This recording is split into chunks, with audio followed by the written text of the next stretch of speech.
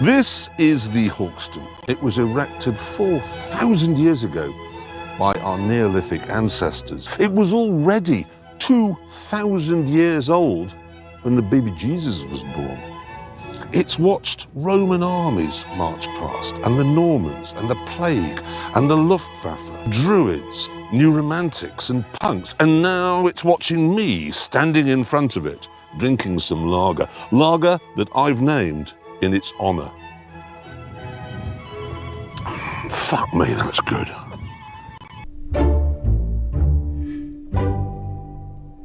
Right, welcome to the first in a number of series about beer, and this one is called How to Get Good Head. This is Rick. Now, Rick is the master brewer, the scientist who created Hawkstone Lager.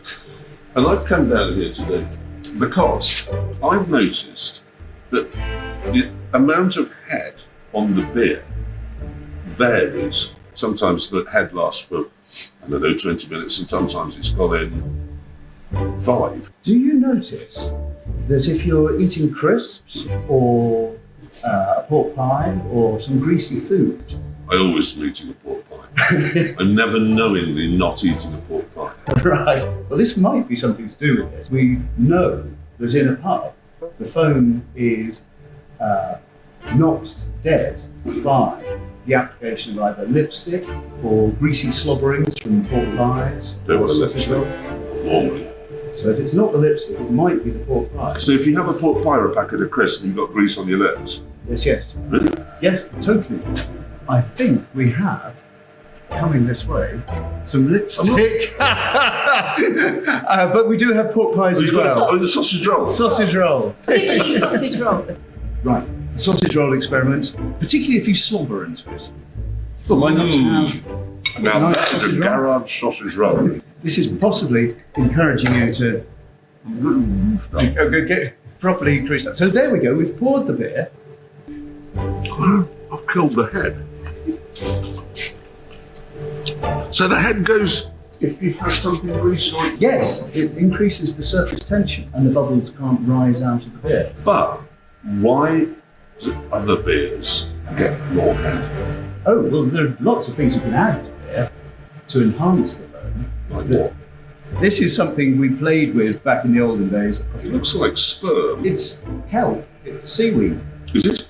Yes. So other brewers, we won't name names, will put this seaweed-based chemical sperm in their beer in order to give it an artificially good head. Correct. So if the brewer has put some of your chemical seaweed sperm in there, will that help it resist the effect of grease and...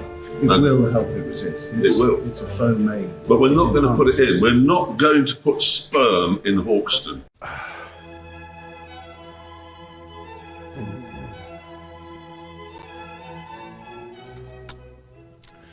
You can't beat a cold, refreshing pint of my lager before heading out to work in the morning.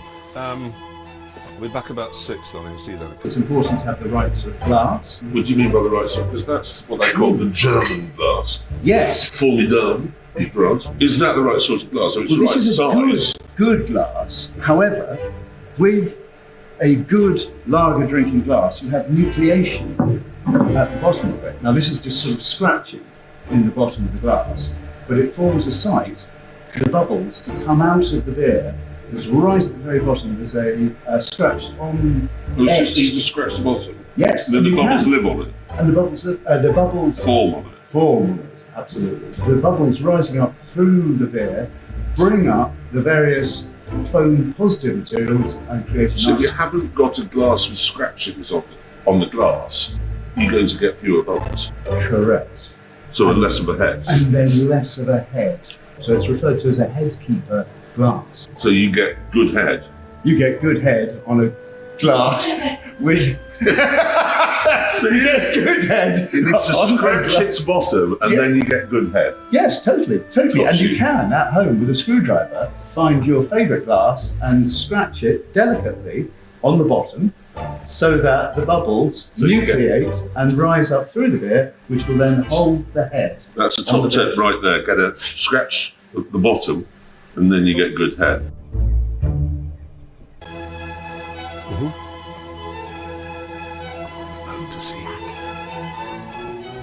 Yeah, that's great. Right, brilliant, brilliant. All right, good, talk soon. Take care, bye. Good news. I thought you'd only be able to buy my lager from my own farm shop, but it turns out you'll also be able to buy it from Jeff's website. Cheers. And what are you pouring a pint of? A pint of Hawkstone for the big man. There is the big man. Here he comes. Made with my spring barley. Here it comes. Look at that. Look at that.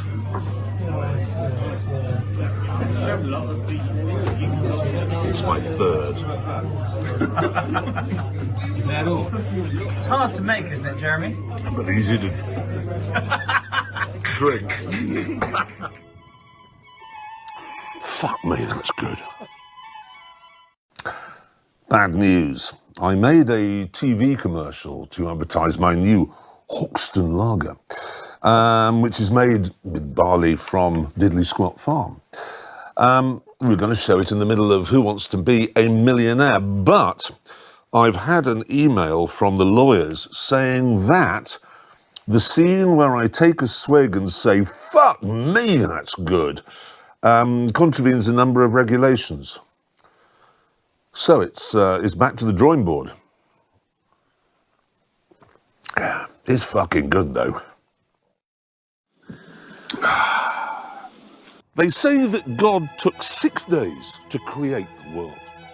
Thing is though, it takes 30 days to create my Hawkstone lager, which means my lager is 6 times better than the world. Well, it's better than Birmingham, that's for sure.